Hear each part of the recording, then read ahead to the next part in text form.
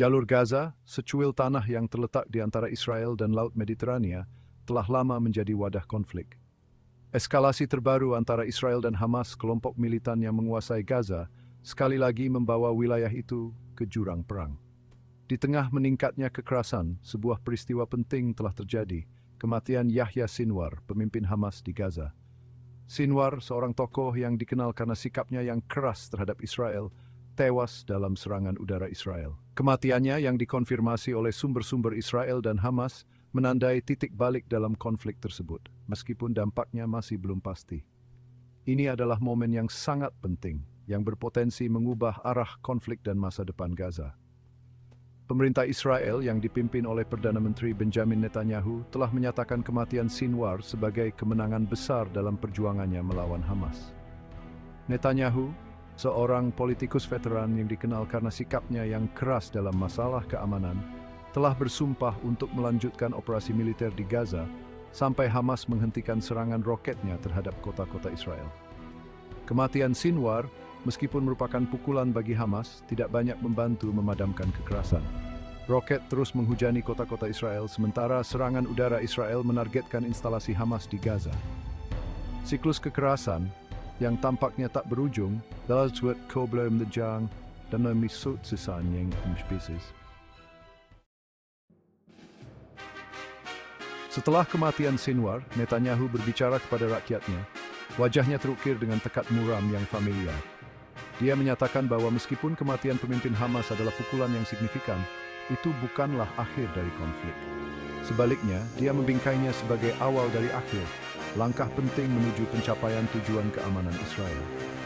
Kata-kata Netanyahu yang disampaikan dengan ciri khasnya yang tenang, dipilih dengan cermat. Dia berusaha untuk memproyeksikan citra kekuatan dan tekad, baik kepada publik Israel maupun kepada Hamas. Pesannya jelas, Israel tidak akan tergoyahkan dalam mengejar musuh-musuhnya dan akan terus berjuang sampai keamanannya terjamin. Deklarasi ini, meskipun dimaksudkan untuk menggalang publik Israel dan mencegah Hamas, juga menggarisbawahi sifat konflik yang sulit dipecahkan. Dengan membingkai kematian Sinwar sebagai permulaan daripada akhir, Netanyahu mengakui, mungkin tanpa disadari, jalan panjang dan sulit yang terbentang di depan. Konflik tersebut, yang sekarang memasuki minggu kedua, telah merenggut nyawa ratusan warga Palestina, banyak di antaranya warga sipil. Gambar-gambar kematian dan kehancuran yang disiarkan ke seluruh dunia telah memicu kemarahan internasional dan seruan untuk gencatan senjata. Namun, terlepas dari tekanan yang meningkat, Netanyahu tetap teguh pada tekadnya untuk melihat operasi tersebut sampai selesai. Netanyahu, seorang politikus yang cerdik, memahami pentingnya opini publik baik di dalam negeri maupun di luar negeri. Dia telah berusaha untuk membingkai tindakan Israel di Gaza sebagai tanggapan yang adil atas agresi Hamas yang menekankan ancaman yang ditimbulkan oleh serangan roketnya. Namun dia juga menegaskan bahwa Israel siap untuk menegosiasikan gencatan senjata, tetapi hanya dengan syarat-syarat tertentu. Tuntutan Netanyahu tidak dapat dinegosiasikan, dia bersikeras. Mereka mewakili dalam pandangannya persyaratan minimum yang diperlukan untuk memastikan keamanan Israel dan mencegah gejolak kekerasan di masa depan. Inti dari tuntutannya adalah penghentian tembakan roket Hamas, sebuah prasyarat untuk setiap perjanjian gencatan senjata.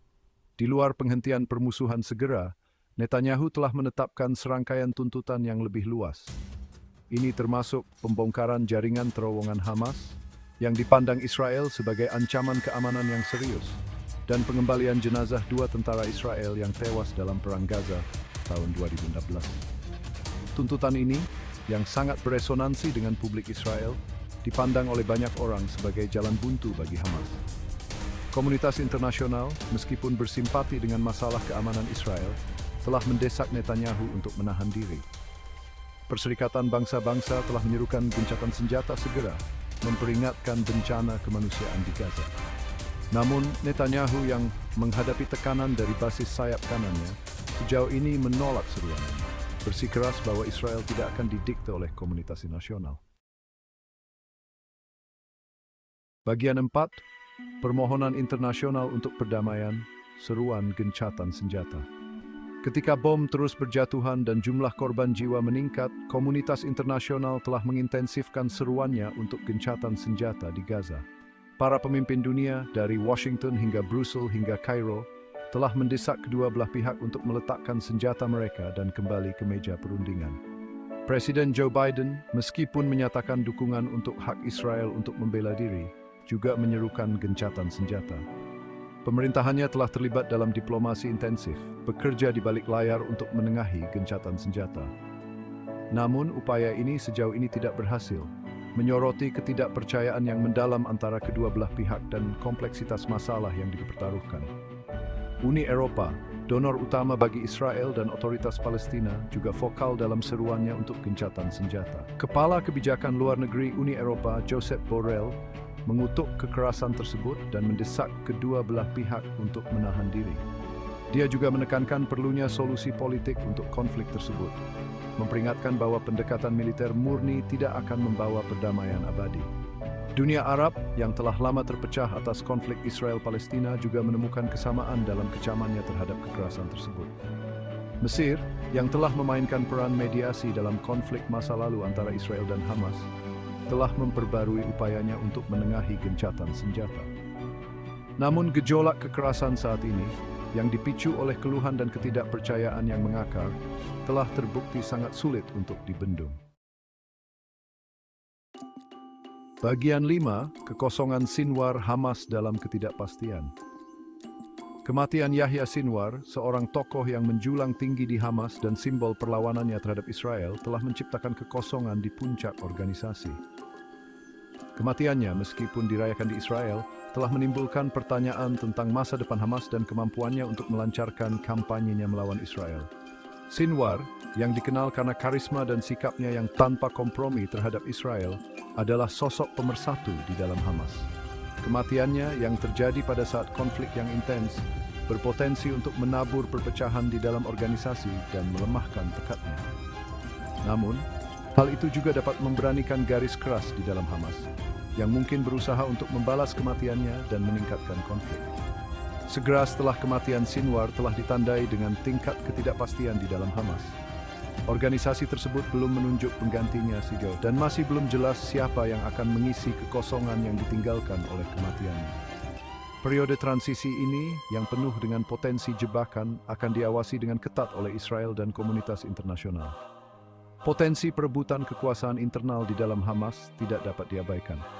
Organisasi tersebut, meskipun bersatu dalam penentangannya terhadap Israel, tidaklah monolitik. Itu terdiri dari berbagai faksi, masing-masing dengan prioritas dan agendanya sendiri. Kematian Sinwar dapat memperburuk perpecahan ini, yang mengarah pertikaian dan organisasi seperti Israel.